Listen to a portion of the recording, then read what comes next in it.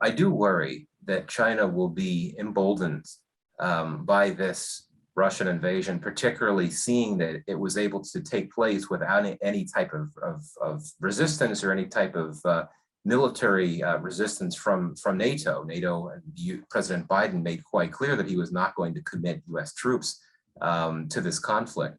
So certainly I do fear that China could try to exploit this focus on the Ukraine conflict and exploit the fact that the US is so heavily focused on this crisis in Ukraine to try to stage some greater provocations in the South China Sea, in Taiwan. It certainly is something to worry about. And I think that we need to look at this not just in terms of what China could do, but what other major rivals of the United States could try to do.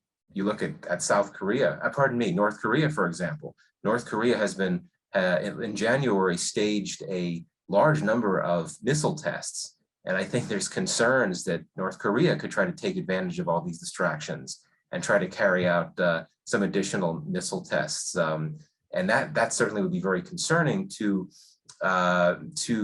Quad partners like Japan and Australia, as well as the US and US allies, Japan, South Korea, and so on.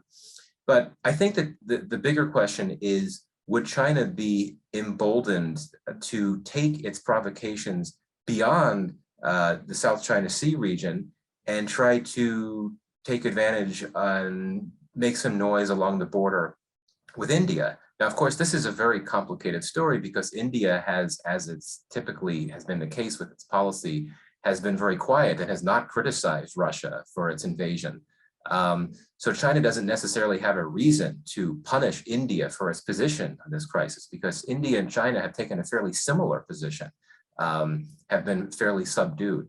But short answer to the question is that I do fear that Beijing will try to capitalize on the fact that the world's attention is on the Ukraine, and the US is dedicating so much policy space and bandwidth to trying to deal with that crisis that there is the risk that it will take its eye off the ball, so to speak, in other areas of the world, particularly the Indo-Pacific, which gives China openings to try to do something provocative.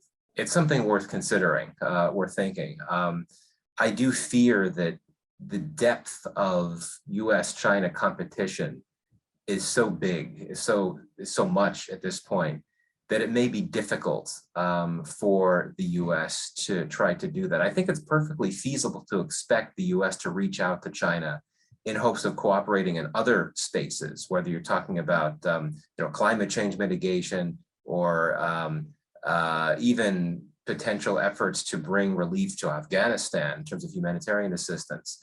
But in terms of a big, fraught geopolitical issue like Russia, I think that it would be quite unlikely. And the bottom line is that relations between the US and China now are very fraught. Even when there have been high-level meetings, there hasn't been much progress. At one point, there was even a shouting match that broke out. So I think that this is not the right time and not the right issue to expect the US and China to find some common ground, particularly because China has indicated in its public statements and its public messaging that it really has no intention of trying to push Russia. I think all that the US can hope for at this point is that China will be that country that manages to get through to Putin and quietly, privately presses him to ease the relationship, to ease his invasion, even though, as I said before, China arguably would derive benefits from a continued conflict in Ukraine, just because Russia would likely find itself growing more dependent on China, particularly for financial support, if you have this heavy sanctions regime on Russia.